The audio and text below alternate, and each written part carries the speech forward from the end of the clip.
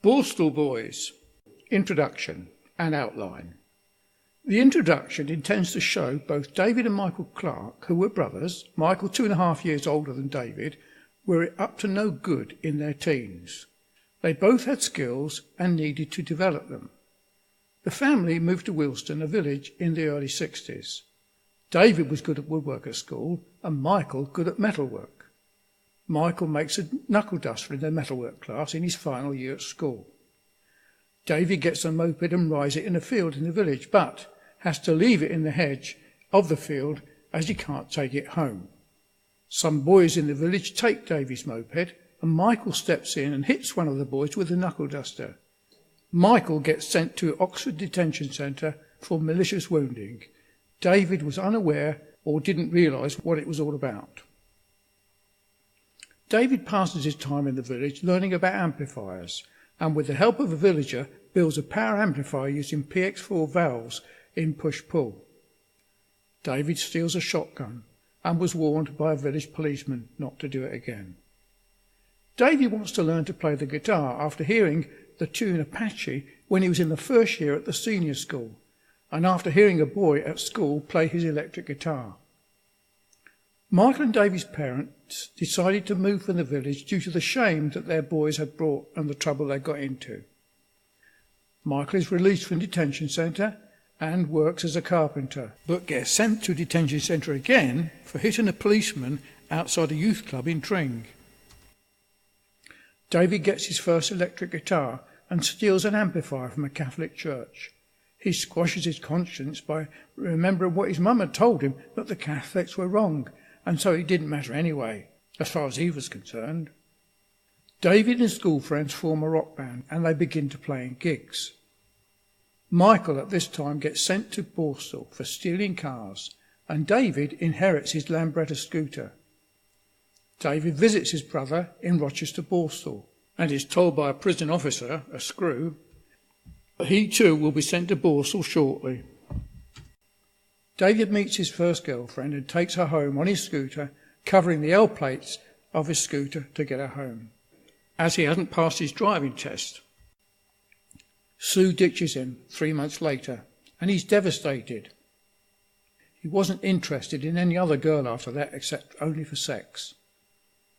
Michael is released from Borstal, and they too swap the scooter for a bubble car that they could both ride in and not get wet. They travelled to music gigs and got up to no good in the bubble car. One bank holiday weekend, they went to Margate. Michael, thinking it was fun, takes pot shots with the Webley air pistol at ladies' bottoms as they drive through London. A lady in a sidecar was hit in the neck with a pellet. David and Michael were arrested. David takes the rap for Michael, saying that he'd used the air pistol to get Michael off the hook, but they were both found guilty of malicious wounding.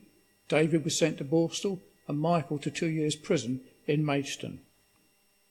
David, on leaving Dover Borstal, was determined to have a good time, having good cars, clothes, girls, speedboats, water skis, caravans and so on, and went on to have a 3-year career of undetected crime, the only means he knew of getting what he wanted. Michael was due to be released from Maidstone prison on home leave, but they had a plan to smuggle gold from Cyprus in England. This was through a connection Michael had found and made in the prison. On Michael's home leave, David and Michael went to London, expecting to make contact with the person that's organising the smuggling, but it all came to nothing. Michael was not prepared to return to prison, so he went on the run for over a year from prison. Michael changed his name to Kenny and got a girlfriend. He was 21 years old and she was 16, and this kept him out of trouble with the police. David trained to be a television engineer and got work with radio rentals. David meets up with Mr. Knight, the owner of Central Bucks TV, who had helped him when leaving school, and his wife, Mrs. Knight, who was a religious woman, and she informed him that his lifestyle was wrong and treating girls like he did was wrong. David helps Mr. Knight doing television repairs and with his cars at their home. David continued his lifestyle of petty crime, stealing, garage equipment, compressors, spray guns, welding equipment and cars. David, along with his friends, steal a builder's shed and then a brand new Mini which he was going to ring. David ridicules Mrs. Knight, saying that religion was rubbish and only for sissy people. David and his friend steal a colour TV set from an old people's home in Winslow belonging to Radio Rentals. David does a deal with his friend to swap it for a Citroen car.